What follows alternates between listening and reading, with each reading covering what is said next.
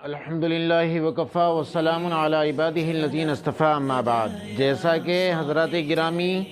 ہمارا اس حدیث شریف کی تشریح چل رہی ہے جس کے اندر آقا مدنی صلی اللہ علیہ وسلم نے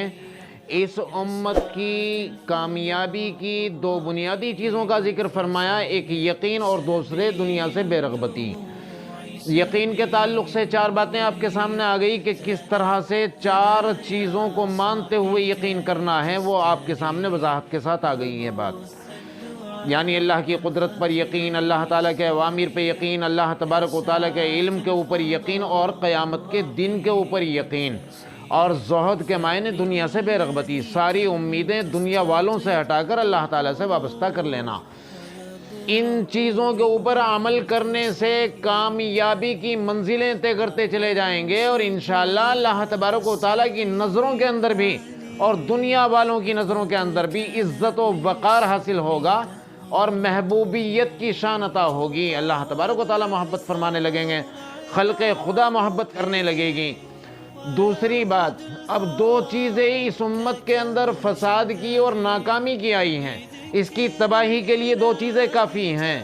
جناب نبی کریم صلی اللہ علیہ وسلم ان دو چیزوں کو بیان فرماتے ہوئے ان سے بچنے کا حکم فرما رہے ہیں۔ فرمایا البخل والعمل، دو چیزیں ہیں جو اس امت کی، اس کا بوڑھا، اس کا جوان، عورت ہو یا مرد، ان مومنوں کی تباہی کا، ناکامی کا باعث بن جائیں گی۔ ایک بخل ہے اور دوسرے لمبی آرزویں دنیا سے کرنا۔ دوسری چیز یہ ہے، بخل کسے کہتے ہیں اور کفایت شیاری کسے کہتے ہیں؟ ایک بخل ہوتا ہے، ایک کفایت شیاری ہوتی ہے۔ پہلے بخل کو سمجھ لیجئے۔ فرمایا بخل کے بارے میں وعید تو یہ ہے کہ وہ جنت کی خوشبو بھی نہیں سونگھ پائے گا اور اللہ تبارک و تعالیٰ کے بہت زیادہ غصے کے اندر ہوگا۔ بخل کیا چیز ہے؟ بخل یہ ہے، مختصر اس کے معنی یہ ہیں کہ جہاں پر اللہ تبارک و تعالیٰ نے جو مال کی نعمت اس کو عطا کی، اس نعمت کو، اس مال کو اللہ تبارک و تعالیٰ کے حکم کے مطابق اور ان مقامات پر خرچ نہ کرنا جہاں پر اللہ نے یا اللہ کے رسول نے حکم دیا ہے خرچ کرنے کا، وہاں پر اس کو خرچ نہ کرنا، یہ بخل کہلاتا ہے۔ اور اس سے بھی زیادہ بخل یہاں تک کہ آدمی کے اندر بڑھ جاتا ہے کہ خود بھی نفع نہیں اٹھاتا کہ دوسروں کا نہ معلوم ہو جائے کہ اس کے پاس مال ہے، اس لیے وہ خود بھی نہیں نفع اٹھاتا اس کا اور دبائے بیٹھا رہتا ہے۔ دنیا والوں کی نظر کے اندر بھی ذلیل ہو جاتا ہے، عزت اور وقت لوگوں کے دلوں سے اس کی اٹھ جاتی ہے اور اسے بہت زیادہ کنجوس اور اسے بخیل تصور کیا جاتا ہے، اور لوگ اس کے دشمن بھی ہو جاتے ہیں، اس کے اپنے بھی دشمن ہو جاتے ہیں کہ نہ خود فائدہ اٹھا رہا اور نہ ہمیں اٹھانے دے رہا ہے، اور اللہ تبارک و تعالیٰ کی نظروں سے بھی گر گیا اور اللہ تبارک و تعالیٰ کے غصے کے اندر بھی ہے کہ اللہ تبارک و تعالیٰ نے تو اپنی خاص نعمت عطا کی تھی، مال عطا کیا تھا، لیکن نہ اپنی ذات کے لیے خرچ کر رہا ہے اور نہ اللہ تعالیٰ کے حکموں کے مطابق ان مقامات پر خرچ کر رہا ہے جہاں پر خرچ کرنے کا حکم دیا تھا۔ اب یہاں سمجھ لیجئے، حدیث شریف میں فرمایا گیا اللہ تبارک و تعالیٰ نے مال جیسی نعمت کو اپنے مخصوص بندوں کے اندر تقسیم فرمایا ہے، خاص بندوں کو عطا کرتے ہیں، اور وہ اس لیے عطا کرتے ہیں تاکہ میرے دوسرے بندوں کو اپنے اس مال کے ذریعے سے فائدہ پہنچائے، اور جب تک یہ ان کے حقوق کے تعلق سے انہیں نفع پہنچاتا رہتا ہے تب تک اللہ تبارک و تعالیٰ اس نعمت کے اندر اس کو رکھتے ہیں۔ یہ حدیث ہے، جناب نبی کریم صلی اللہ علیہ وسلم نے فرمایا ان اللہ یختص العباد بانعمهم لمنافع العباد ویقرها فیہم ما بذلوها، تب تک اللہ تبارک و تعالیٰ اس کو اس نعمتوں کے اندر رکھتے ہیں،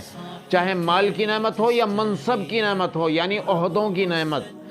کسی کو عہدے دیے گئے ہوں یا کسی کو مال دیا گیا ہو، ان نعمتوں کے اندر تب تک رکھتے ہیں اللہ تبارک و تعالیٰ جب تک اس نعمت کو جس وجہ سے دی گئی تھی کہ میرے بندوں کو بھی فائدہ پہنچائے اس نعمت کے ذریعے اور خود بھی فائدہ اٹھائے، جب تک یہ اللہ کے بندوں کو اس کا فیض پہنچاتا رہتا ہے، ان کے حقوق کے تعلق سے جتنے ان کے حقوق ہیں وہ ادا کرتا رہیں تو اللہ تبارک و تعالیٰ یقرھا فیہم ما بذلوہا، تب تک ان نعمتوں کے اندر اس کو رکھتے ہیں۔ فَإِذَا مَنَعُوهَا فَنَزَعَهَا عَنْهُ، جب یہ اللہ کے بندوں کو اس کا نفع پہنچانا بند کر دیتا ہے، اپنا ہاتھ کھینچ لیتا ہے، تو اللہ تبارک و تعالیٰ بھی اس سے وہ نعمتیں چھین لیتے ہیں۔ فَحَوَّلَهَا إِلَىٰ غَيْرِهِمْ، اور یہ نعمتیں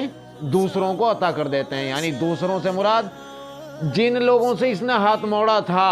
جو لوگ کمزور تھے، ان کمزوروں کو پھر اللہ تبارک و تعالیٰ مال کی نعمت سے نواز کر ان کو طاقتور بناتا ہے، اور پھر یہ دیکھتا ہے اللہ کی راہوں کے اندر اللہ کے حکم کے مطابق اللہ کی رضا کے لیے وہ خرچ کرتے ہیں، تب کرتا ہے یہ افسوس۔ تو بخل ہے پہلی بات ناکامی کی، اس امت کی ناکامی کی یہ بخل ہے۔ تو بخل کے تعلق سے ایک اور بات بتا دوں، جو کچھ آپ کما رہے ہیں اس کمائی کے اندر آپ کا بھی حصہ ہے، جن کی کفالت آپ کے ذمہ، آپ کے بیوی بچے، آپ کے والدین، ان کا بھی حصہ ہے، پھر اس کے بعد خونی رشتے کے لوگ جو محتاج ہیں، مفلوک الحال ہیں، ان کا حصہ پہلے ہے اگر وہ رشتہ دار ہیں خونی رشتے کے، اس کے بعد رکھے گئے رشتے، دور کے رشتے، اس کے بعد پڑوس کا رشتہ، اس کے علاوہ مسجدوں کا، مدرسوں کا، ان اور بیواؤں کا، یتیموں کا، مسافروں کا، اور اعلاء کلمت اللہ کے لیے جہاں جہاں مال کی ضرورت پڑتی ہے وہاں وہاں خرچ کرنے کے لیے اللہ تبارک و تعالیٰ نے تم کو یہ مال عطا کیا ہے۔ یہ حصہ اس کے اندر صرف تمہارا ہی تمہارا نہیں کہ خود ہی کھا لیا، خود ہی نفع اٹھا لیا، اللہ تعالیٰ آپ سے بہت زیادہ ناراض ہوں گے۔ آپ کو جو یہ مال دیا گیا اس کے اندر یہ سارے حصے ہیں، اگر کوئی ان حصوں پر خرچ نہیں کر رہا ہے تو وہ بخیل کہلاتا ہے۔ دوسری بات فرمائی ایک بخل، اور دوسری بات فرمائی والعمل، یعنی دنیا سے لمبی آرزویں وابستہ کر لینا۔ اب لمبی آرزویں جو وابستہ کر لیتا ہے، لمبے لمبے پلان بنا لیتا ہے، ابھی تو مجھے بلڈنگ بنانی ہے، ابھی تو مجھے فلاں لڑکے کے حصے میں اتنا روپیہ دینا، فلاں کو اتنا دینا، ابھی فلاں جگہ پلاٹ اور خریدنا، فلاں جگہ فلیٹ اور لینا ہے، ابھی تو مجھے ابھی بائک ہے، کل کو مجھے کار خریدنی ہے، کار کے بعد مجھے ایک لگژری گاڑی خریدنی ہے۔ یہ جو آرزویں ہیں، ایسا شخص اللہ تبارک و تعالیٰ کی بتائی ہوئی جگہ پر، اللہ کے رسول کے بتائے ہوئے مقامات پر یہ اپنے مال کو خرچ نہیں کرتا،